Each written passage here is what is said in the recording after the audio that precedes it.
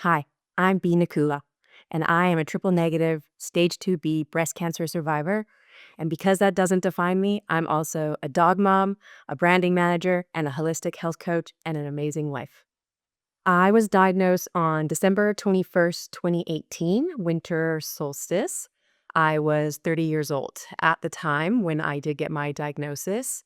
And this is a moment that always stands out for me a lot for multiple reasons, but ultimately, I was about to go on a ski trip and I got my diagnosis right as I was about to hit the road.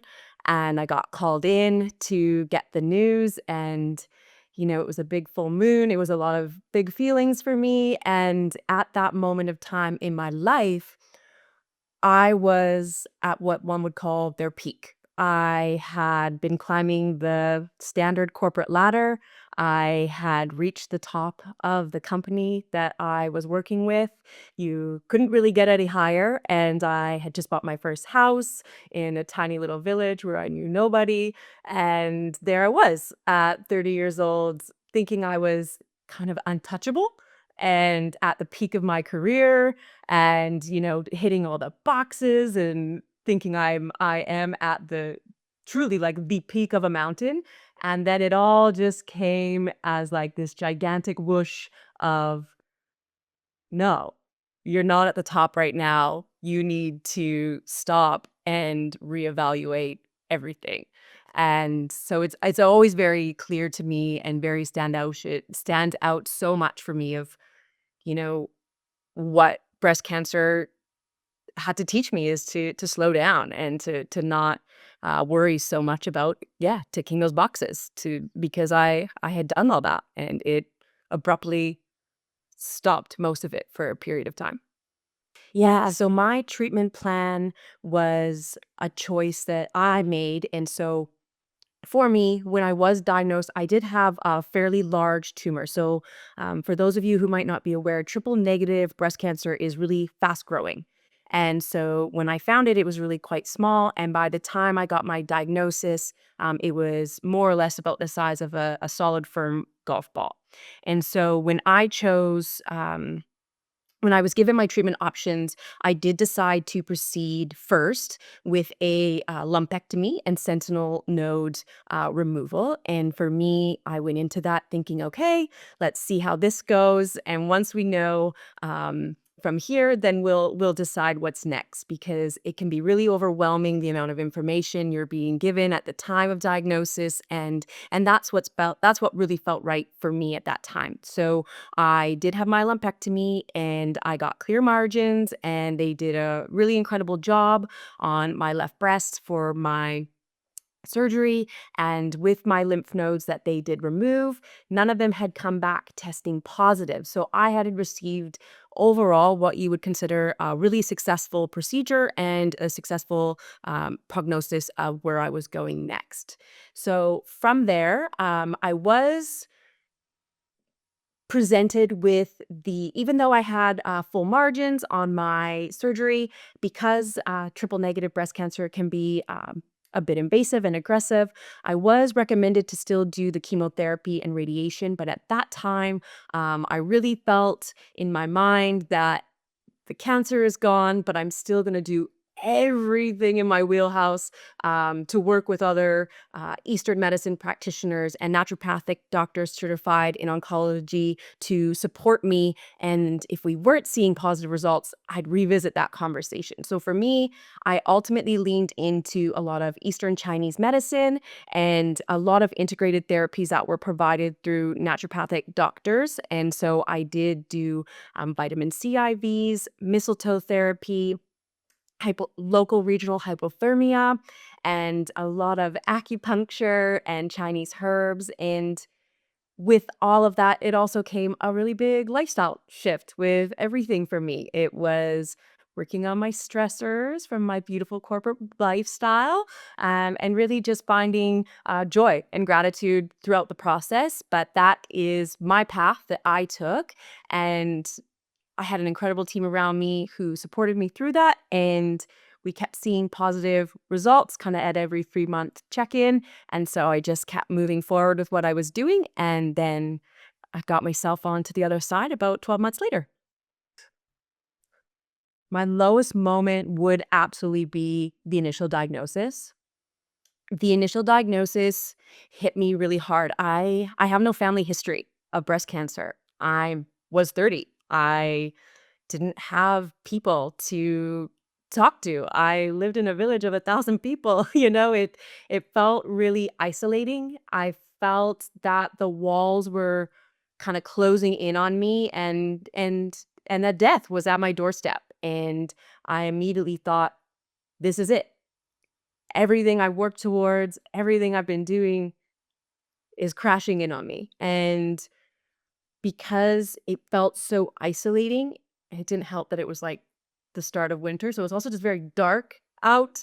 Um, I just felt really alone and scared and unsure of what the future was gonna hold for me, but through that, as we go through those really dark, deep moments of our life, we get to kinda claw ourselves back up out of it and grow. And for me, a big piece was community and realizing, okay, what can I do to connect with people? And actually, really quite quickly, that's how I found boarding for breast cancer, because I am a snowboarder. I've been in the snow world, in that culture since I was, 12, 13 years old. And I had a friend recommend them to me to go, hey, like, these are young women. They're surfing, they're snowboarding, they're gathering together. So really early into my diagnosis, I did connect with B4BC, and I was a candidate for one of their snowboarding wellness retreats really early on in my diagnosis. And so that actually allowed me to get really out of my head that this was all on me. And it wasn't. It was like, no, like, let's talk about this. Let's share. Let's cry together. Let's laugh together. And that was really huge for me. And I still say to this day, 7 years later, like, community is one of the greatest healers that we can have. And we don't need to be in this dark space by ourselves. We can share and be vulnerable with the women that are also going through this. So my community is first and foremost my husband. I was incredibly blessed to have an amazingly supportive partner, and still do, and my family who showed up and who were there for me. And yes, friends and family were there, but because they hadn't physically gone through it or knew what I was talking about or couldn't really relate to me on what was actually going through my mind and my body and my heart, it really was important for me to connect it with like-minded individuals. And that's really what brought me to boarding for breast cancer first and foremost, because of their relationship with being outdoors and wellness practices with nature and snowboarding and surfing and biking. So that was really relatable for me because that was already my lifestyle, and I didn't feel like I had to give up my lifestyle to gather with these women and talk about what we're going through. So that was really, really healing for me to find women, younger, and they were active and healthy, but still got that diagnosis. And so it was really nurturing to be like, "Okay, like, this isn't me against my body, like, this is just what's happening, and we're all collectively going through this together." And since even after B4BC, the community continues to grow. I feel I'm really fortunate to help facilitate, at retreats. I've been helping facilitate with boarding for breast cancer, and yeah, dropping into these spaces to continue to hold space for these women, and again, to share and remind ourselves, like, we are all collectively always gonna be in this together and to not do it alone. How has this journey made me a different person today? I don't even recognize who I am anymore, is the honest answer. I don't know that person anymore before when I got my diagnosis. I feel I have gone through an abundance of rebirths. If there's anything a breast cancer diagnosis will do to you is, like, strip you down to your core, to your most vulnerable self, and then you rebuild. So I'm not that person anymore. And I will say, I think I'm the best version of myself because of that diagnosis. I got to learn so much about myself, and I got to kind of peel back the layers that weren't really working for me anymore so that I could really step into this version of myself. And this version of myself, has a lot more self-love, a lot more self-respect, beautiful boundaries, and really like the value of putting myself first before I do fill everybody's cup. Cause that was the pre-cancer me, and the post-cancer me is like, yeah, I'll do what I can, but I got to make sure I'm okay through the process. So yeah, I love who I am today because of going through breast cancer. One piece of advice that I would give to others now that I've gone through this is to advocate for yourself. Advocate for yourself. I was 30 years old. I found my lump initially on my 30th birthday in July of 2018. And I didn't get my diagnosis until December. So, and it was because I was young, I was fit, I was healthy. And it took me advocating so hard for myself that something wasn't right. And so, my biggest tip is always to know your body, know what's going on, know your breasts, and advocate so hard for yourself because you do matter. You know yourself better than anyone else will ever know you. I fight like hell to love myself.